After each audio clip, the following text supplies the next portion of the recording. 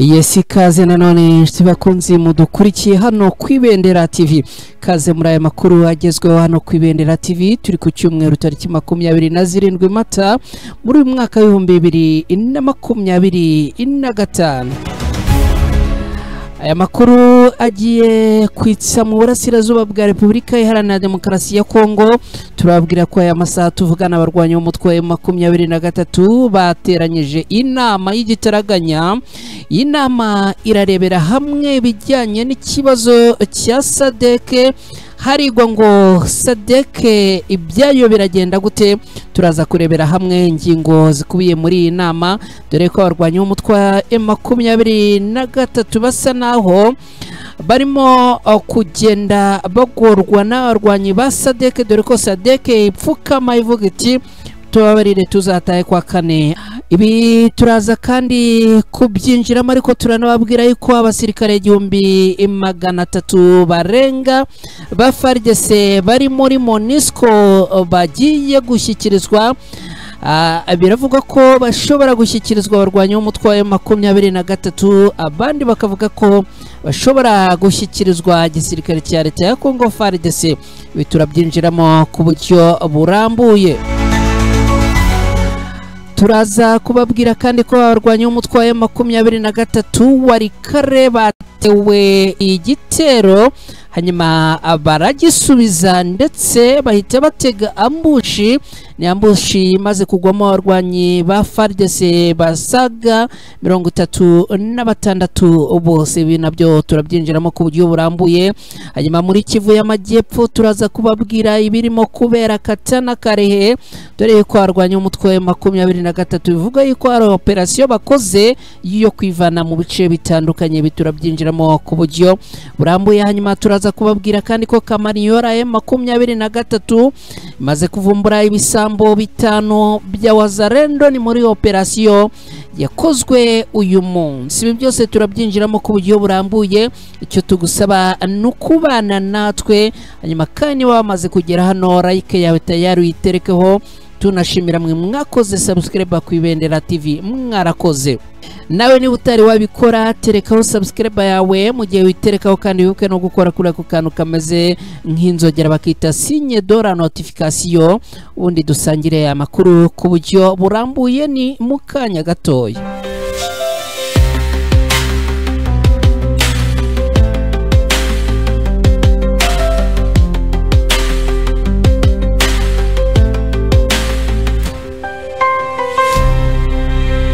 Yesi kaze nanone mwe mudukurikiye hano kwibendera TV. Ya makuru ni munyemerere tuyahere n'ubundi kuri SADC. Abarwanyi b'umutwe wa 23 ubu tuvugana bari mu nama, n'inama y'igitaraganya iteranyije uruhande rwa 23 kugira ngo bige ku bibazo bya SADC. Abasirikare ba SADC baherereye aha mujyi wa Goma n'ubundi bapfukamye baratakamba bamanika amaboko, baravuga bati turifuza ko mwadufasha tugataha ku munsi wa kane. Ni ukuvuga ku munsi wa kane w'iki cyumweru tugiye gutangira ku munsi w'ejo. Abarwanyi b'umutwe wa 23 bakavuga bati twe turashaka yuko muva ku butaka bw'iki gihugu ku munsi wa mbere, ni ukuvuga ku munsi w'ejo tariki 28. Ibi ngibi rero bikaba byatumye abarwanyi b'umutwe wa 23 bateranya inama y'igitaraganya. Bateranyije inama y'igitaraganya, baravuga bati abarwanyi ba SADC ibyabo bikomeje gukomera, ibyabo bikomeje kuba kasamutwe, none tubigenze gute, dukora iki? Ngibi rero ibiteranyije iyi nama y'abarwanyi b'umutwe wa 23. Iyi nama byitezwe ko ishobora kwanzurwamo niba aba barwanyi ba SADC bagomba gutaha ejo ku munsi wa mbere, cyangwa niba bazataha kwa kane nk'uko bakomeje kubisaba. Ngibi rero twihuse ibijyanye n'aba barwanyi ba SADC n'ubundi bakomeje kuba agaterera nzamba hano mu mujyi wa Goma. Twihuse rero ni munyemerere n'ubundi duhite twerekeza muri MONUSCO. MONUSCO magingo aya ngaya n'ubundi iri ahangaha muri Repubulika Iharanira Demokarasi ya Kongo, by'umwihariko mu kigo cyabo giherereye mu mujyi wa Goma. Biravugwa yuko kugeza ubu icumbikiye abasirikare bo ku ruhande rwa leta ya Kongo, no kuvuga FARDC, Wazalendo na FDLR, babarirwa hejuru y'igihumbi bose. Magingo aya ngaya rero biravugwa yuko ngo abasirikare ba MONUSCO bashobora kuba bagiye gutanga aba basirikare barenga igihumbi bagizwe na FARDC, FDLR na Wazalendo. Bikaba bivugwa yuko ngo bashobora kuba bamaze kugirana ibiganiro na leta ya Kongo kugira ngo aba basirikare babe bashyikirizwa igisirikare cya leta ya Kongo FARDC. Ni mu gihe kandi aha baherereye mu mujyi wa Goma hafashwe n'abarwanyi b'umutwe wa M23, nabo ku rundi ruhande bakaba bavuga bati abo basirikare n'abene gihugu b'iki gihugu cyacu, kandi twebwe twarawufashe uyu mujyi. Bivuze ko nibiri muri uyu mujyi biri under control yacu, no kuvuga birimo gukontororwa cyangwa kugenzurwa natwe. Abo basirikare mwafashe ni mubaduhe, ubundi tubajyane ku rugamba, dore ko n'ubundi turimo kurwanirira igihugu cyacu, nabo badufashe kubohoza igihugu cyacu.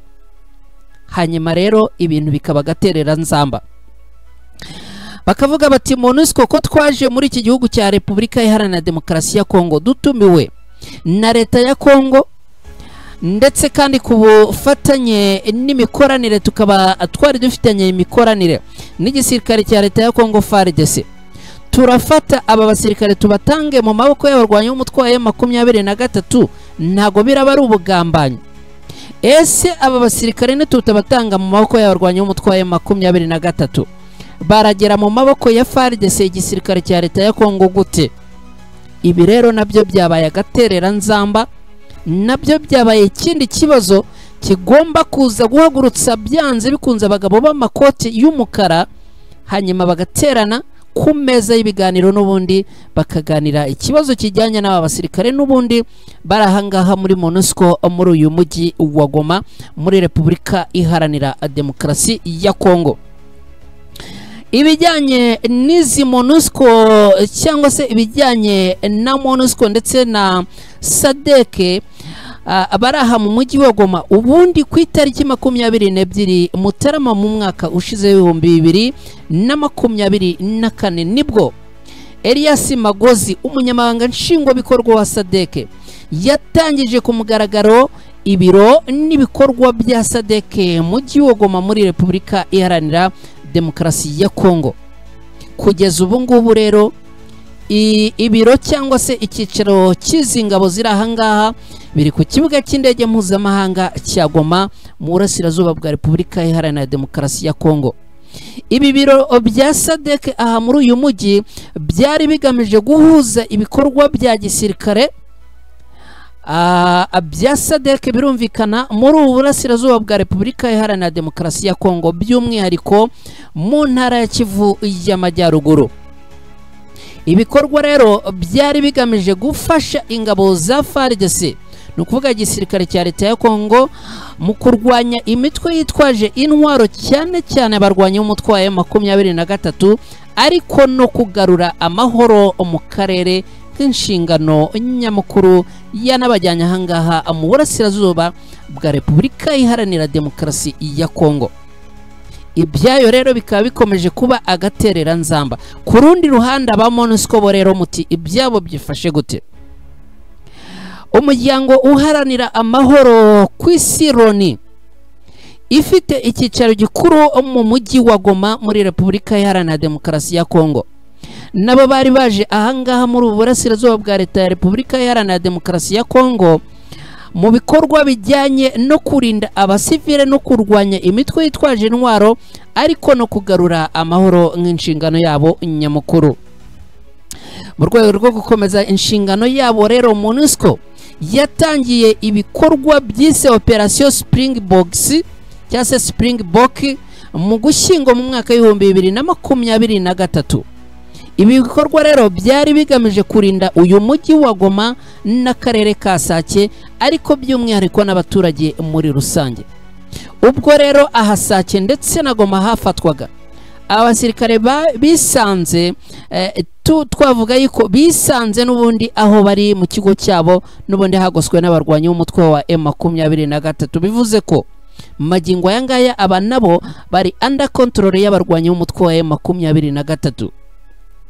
Hanyuma rero niba aba bose yaba SADC yaba MONUSCO bari under control y'abarwanyi b'umutwe wa M23, usibye ibiganiro bishobora guhuza abagabo b'amakote y'umukara n'amakaruvati y'amabara atandukanye, nta kindi kintu nibwira ko kiraza kuza koroshya ibi bibazo by'aba bagabo bombi, mu gihe baba badakurikije amabwiriza y'abarwanyi b'umutwe wa M23, kandi aho bari muri uyu mujyi haramaze kugotwa cyangwa se kwigarurirwa n'abarwanyi b'umutwe wa M23. Ibintu rero bikaba bikomeje kuba agaterera nzamba hagati y'aba bagabo bombi. Byanze bikunze haraza gukora ikiswe ibiganiro, bitabaye ibyo ngibyo ibintu birakomeza kuza kuba agaterera nzamba. Reka atwihute twerekeze mu mirwano n'ubundi yiriwe ahangaha Warikare. Aha Warikare ndagira ngo nkubwire ko uyu munsi hiriwe imirwano ikomeye cyane. Abarwanyi b'umutwe wa M23 bakaba bamaze kuhakorera operasiyo ya ambushi iguyemo abo ku ruhande rwa leta ya Kongo bose 36.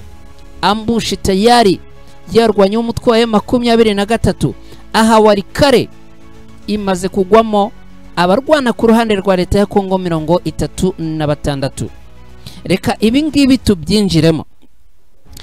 Mu gitondo cyo kuri uyu munsi, no kuvuga kuri iki cyumweru, nibwo abarwanyi b'umutwe wa M23 bagize gutya bavuga ko bikuye ahangaha Warikare, by'umwihariko muri ibi bice byegereye Kashebere, no kuvuga umanukiye Hacanga Ngenge Kashebere.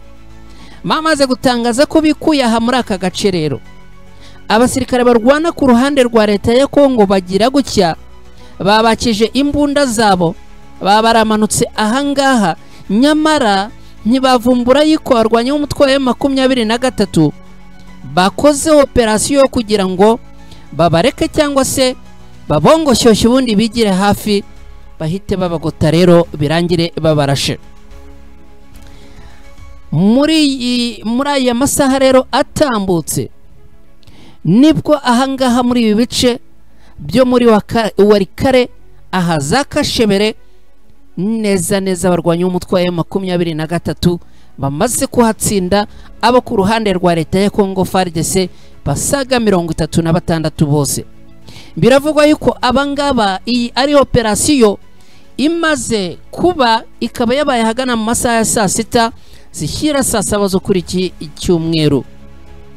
Abangaba rero ngo baje bisanga bameze nkaho n'ubundi ngo bagiye kwifotoza n'amaselfie n'ibiki byose, barangije baza gushiduka. Noneho abarwanyi b'umutwe wa M23 bari hagati ndani yabo bababwira bati mwe mushyire amaboko hejuru ibindi bize gusubira nyuma. Niko rero gusanga abasirikare bo ku ruhande rwa leta ya Kongo FARDC bisanze hagati y'abarwanyi b'umutwe wa M23. Biravugwa yuko ngo hari abasirikare bagerageje kwiruka, abangaba rero ngo niba bagiye baraswa bahinduka urutezo. Hari kandi ngo n'abandi bafashwe, nubwo magingo yangaya imibare itari yatugeraho, ariko abaguye cyangwa se apfiriye muri ambushi nabagera kuri 36. Bivugwa yuko ari abo ku ruhande rwa leta ya Kongo, ubwo birumvikana harimo FARDC, harimo Wazalendo, ndetse biravugwa yuko ngo haba harimo n'abo ku ruhande rwa FDLR, nubwo magingo yangaya n'ubundi ibi byo rwose bitari ibyasobanuka. Ibi rero ngo bibaye nyuma yuko n'ubundi arwanya umutwe wa M23 aha Warikare bakomeje kuharinda ariko n'ubundi baha gasopo abarwanyi barwana ku ruhande rwa leta ya Kongo bavuga yuko n'ubundi uzagerageza kubarasaho n'ubundi we azahura n'ibihombo biteye ubwoba ngo azahabwa isomo rikomeye cyane. Ngibyo rero ibyabereye aha Walikale kuri iki cyumweru. Ngibyo uko ibintu byiriwe, situation yiriwe ahangaha yifashe. Hanyuma rero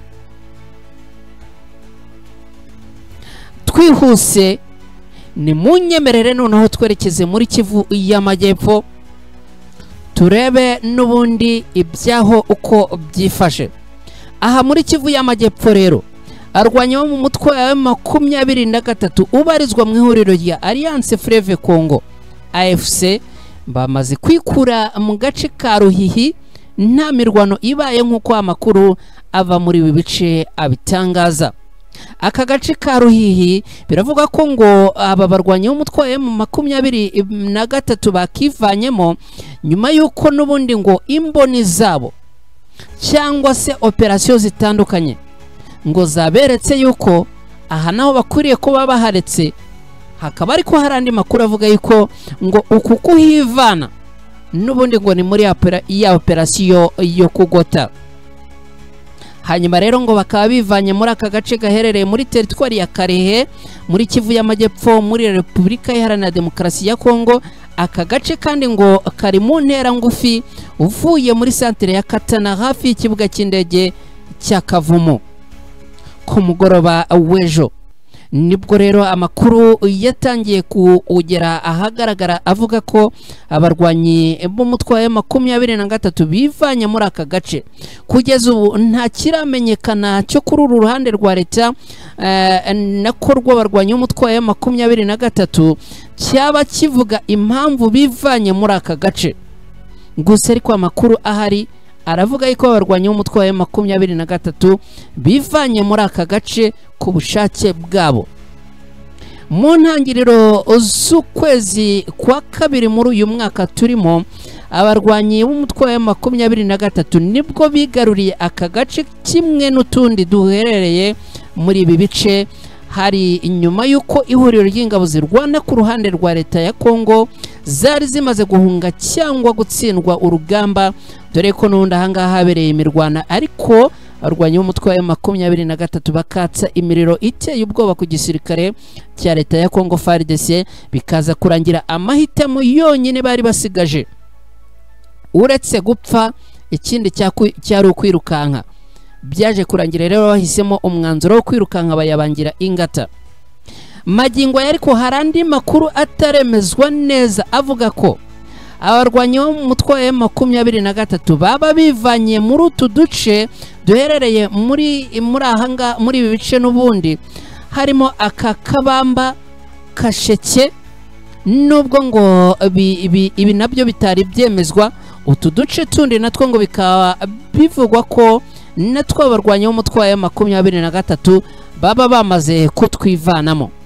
None mwe mudukurikiye hano ku Ibendera TV, abarwanyi b'umutwe wa 23 niba bivanye muri utu duce atari ya gahunda ya operation yo kugira ngo FARDC n'ubundi bayishotore bayikwege ize yiraye ubundi babarase babamare, uratekereza ko iyindi mpamvu yaba ari yihe? Ku rundi ruhande abarwanyi b'umutwe wa 23 bakomeje gukora amateka. Ku munsi w'ejo kuwa gatandatu bigaruriye umujyi wa Kaziba uherereye muri territoire ya Warungu. Ikindi kandi uyu munsi nabwo imirwano n'ubundi yabereye ahangaha Walikale, ambushi ziteye ubwoba zirakorwa. None murambwira ngo abarwanyi b'umutwe wa 23 yaba ari yihe mpamvu, yaba ari ayahe mahitamo yabateye kwivana muri ibi bice, dore ko hano ubundi bari bamaze igihe kinini bahagenzura? Ibi byose birumvikana ni bimwe mu byo tuzagenda tubakurikiranira kandi tukabimenya byanze bikunze. Abarwanyi b'umutwe wa 23 baraza gutangaza impamvu y'ibi ngibi byihuse.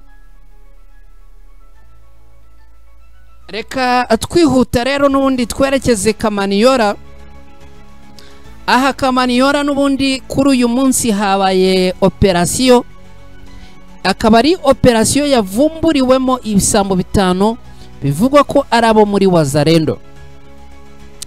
Uhereye isa 10:25 z'igitondo cyo kuri uyu munsi tariki 27 Mata muri uyu mwaka turimo, arwanya umutwe wa 23 aha Kamaniyora nyuma y'amakuru bari bahawe n'abatangabuhamya babo, nyuma y'andi makuru kandi yaturukaga mu nzego z'abayobozi avuga yuko ahangaha harimo gupangwa umugambi w'uko izi Wazalendo zatera ibitero mu baturage zikabiba abandi zikabasahura. Arwanya umutwe wa 23 bahise mu rukerera rw'uyu munsi babyukira muri operasiyo zitandukanye ahangaha muri Kamaniyora. Ni operasiyo rero arwanya umutwe wa 23 bakoze n'ubundi zikaza kuvumburwamo ibisambo bigera kuri 5 bivugwa ko ari aba Wazalendo. Impamvu aba bavuga ko ngo ari aba Wazalendo nuko ngo bagiye bavumburwa mu nzu zitandukanye, ariko noneho ngo bakaza gufatanwa intwaro, nukuvuga ngo baje gufatanwa amagrenade ndetse n'imbunda. Bikaba bivuga rero ko tayari abangaba bamaze kujyanwa n'abarwanyi b'umutwe wa 23 bakaba babajyanye bagiye kubisobanura. Bikaba ari ikintu rero abarwanyi b'umutwe wa 23 bakoze gikomeye cyane, kubera yuko ngo aha n'ubundi hari operasiyo yuko aba Wazalendo bagomba kugaba ibitero kuri uyu munsi mu baturage. Nukuvuga amakuru aturuka ahangaha aravuga yuko kuri iki cyumweru ahagana mu masaha y'ijoro nibwo n'ubundi ngo ibi bisambo byari kugaba ibitero mu baturage. Ubwo birumvikana ngo bari bakoze liste y'abaturage bari bugabeho ibitero bijyanye no gusahura, ariko ngo bijyanye n'abandi ngo bari bafite ku rutonde bagomba kwica. Birumvikana abo ngo bagiye babona bayoboka amabwiriza y'abarwanyi b'umutwe wa 23 ngo hagenda hakorwa liste yuko abangaba bamaze kuyoboka. Hanyuma rero ba Wazalendo ngo bakigaba mu baturage ari nijoro. Hari n'amakuru avuga yuko ngo rimwe na rimwe bafatanya na FDLR, hanyuma rero bamwe bakabica, abandi bakabafata ku ngufu, abandi bakabasahura ibyabo. Iyi rero ni operasiyo yabapfubanye, n'ubwo ni operasiyo yapfubanye aba Wazalendo. Reka rero mbashimire cyane, ndabona ari nuko tuganye ku musozo. Updates twagarukagaho nuko zareshyaga, ariko nizera ko aho muri mwese mwagize icyumweru cyiza, nizera kandi ko aho muri hose mukomeje kudukurikira. Mbasaba guterekaho like yawe ni utari wayiterekaho, nibutsa kandi mwe mutari mwabikora guterekaho subscribe yanyu. Ndanabasaba gukora kuri ako kantu kameze nk'inzogera bakita signe de la notification, aka kagufasha kugira ngo niba duteretseho amakuru uhite uyamenya bitagutwaye umwanya wo kujya kuyashakisha. Ikindi kandi ushobora no kudufasha gusangiza izi nkuru inshuti zanyu zitandukanye kugira ngo amakuru agereye kuri bose. Ibi ngibi bidutera umuhate n'imbaraga zo gukomeza kubakurikiranira no kubazanira amakuru.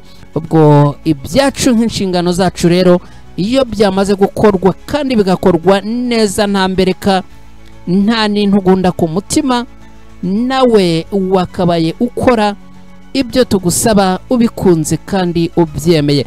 Ngibyo uko byifashe rero ni munyemerere tugane ku musozo gutyo. Ubwo andi makuru n'ubundi dukomeza kugenda tuyabagezaho uko amasaha n'ubundi agenda asimburana.